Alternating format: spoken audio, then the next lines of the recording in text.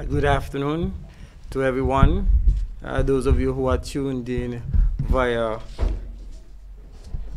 television, viewing via television, tuning via radio, and also watching via the internet.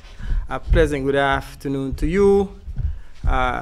Thank you for the 2 days that we rested and we were able to come back fresh. So the team is back to educate you and answer your questions.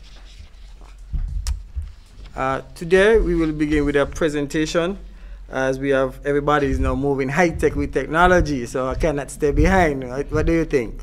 Right? So I had to step up my game as well. So the doc started last week, so I have to join her this week. Okay, and when we look at the next slide, please. Right, look at the calls, and we have seen that the calls have dwindled a lot. So that means that we are doing a good job in terms of managing the impact of the virus on St. Kitts and Nevis.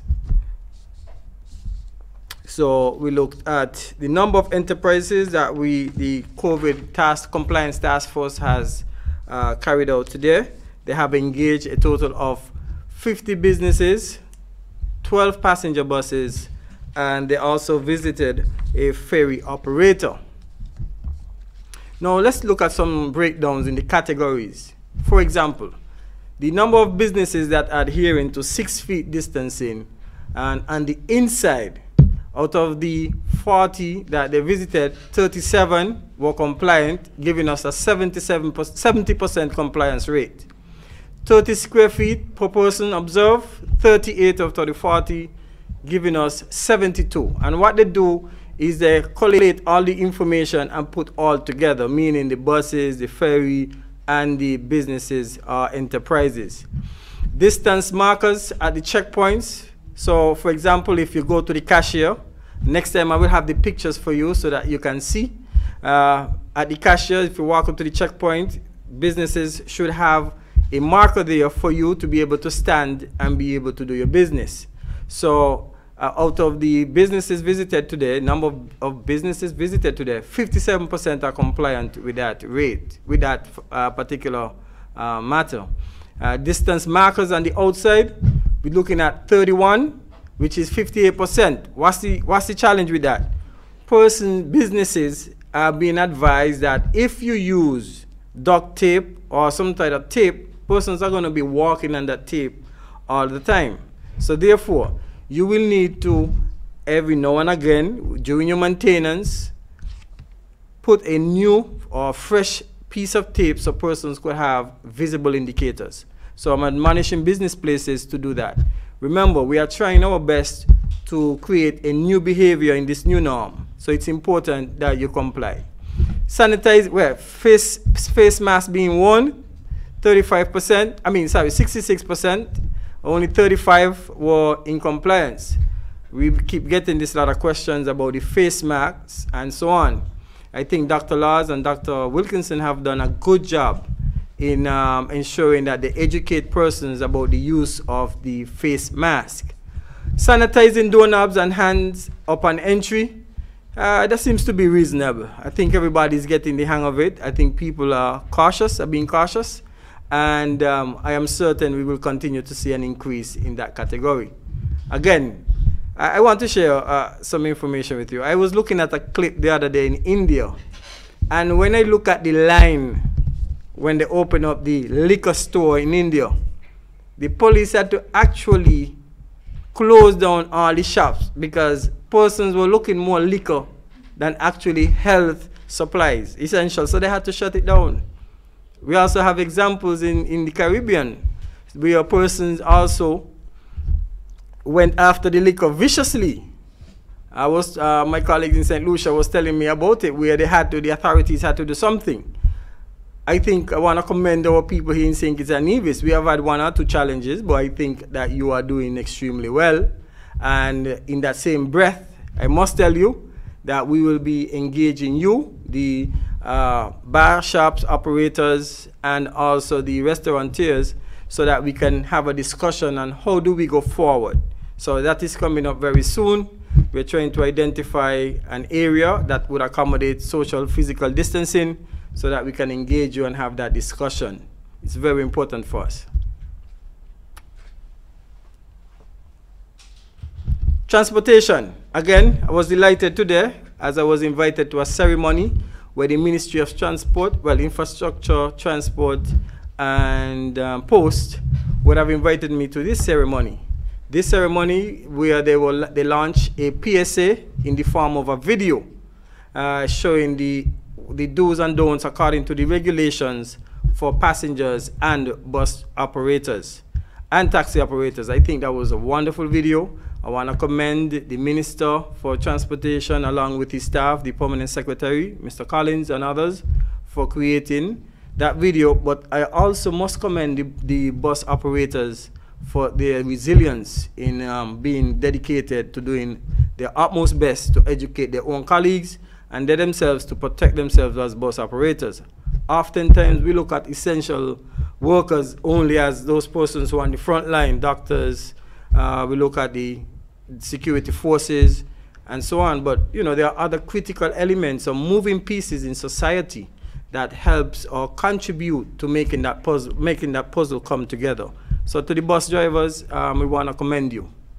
Are they doing everything? Let's take a look at the statistics.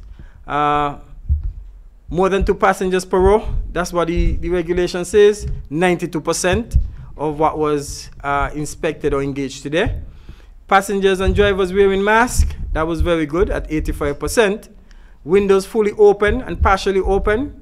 Again, we want to make sure we have that fresh air blowing. Look at 92%. I don't see why that shouldn't be 100. But you know, opening the windows is important.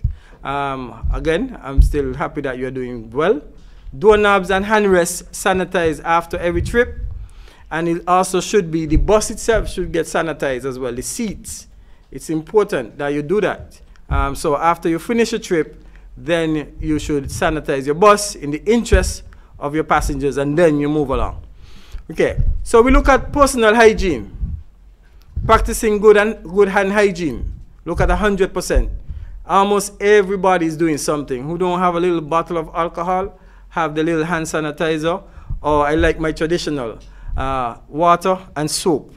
That's what I love best. Right, Vesta? And you see the high percentage there. Those are very good. And this is the culture that we are trying to create. Personal hygiene to ensure that we combat this deadly virus. Next slide, please. Now, let me show you the graph. The blue means yes, the red means no, and it's broken down into categories. My eyes are not as good as when I was young, so I'm going to look at my notes real quickly. If we look at the first combined assessment of businesses, you see that the business adhering to 6 feet distancing is acceptable. And you're talking about over 600 businesses being visited. And I'm not going to go through every single one, but when you look at sanitizing doorknobs, practicing good hand hygiene, the availability of hand sanitizers at businesses, soap and water readily available, those are the most outstanding out of the graph that is being presented for you. Next, please, sir. Right. So the business assessment that has been done for week 1, week 2, 3, and 4, you look at an average of 62% of businesses that are adhering to the 6 feet distancing.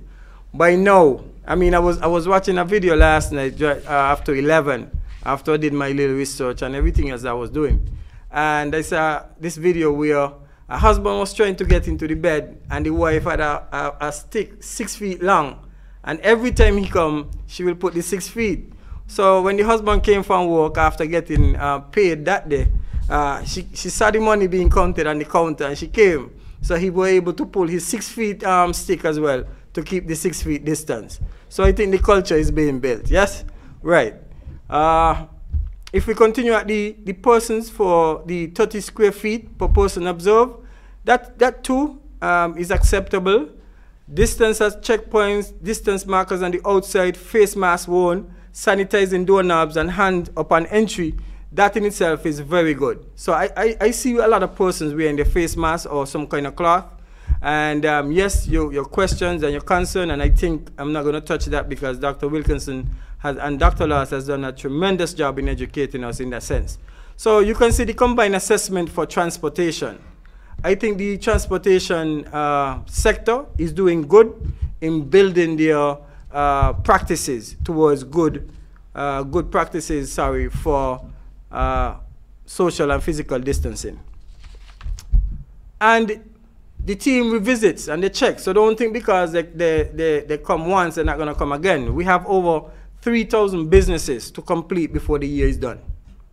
However, we do a lot of revisits.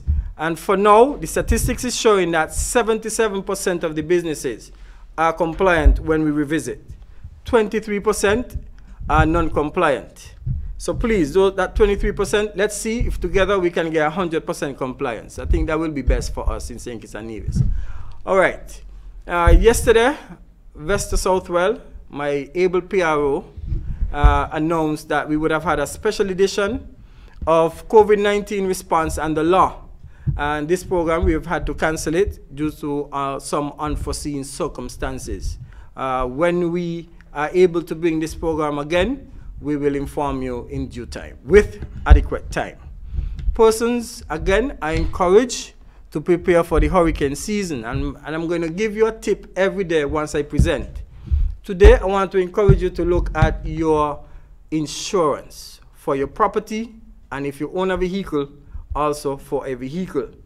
Do not let the tree drop on your vehicle or your house and then wonder if you have insurance. Please have some consultations with the insurance providers and ensure that you have up-to-date insurance. So I'm going to ask the district volunteers that when they come around, I would like them to enforce, I would like them to enforce that advice or that tip for you to ensure that you have some level of insurance.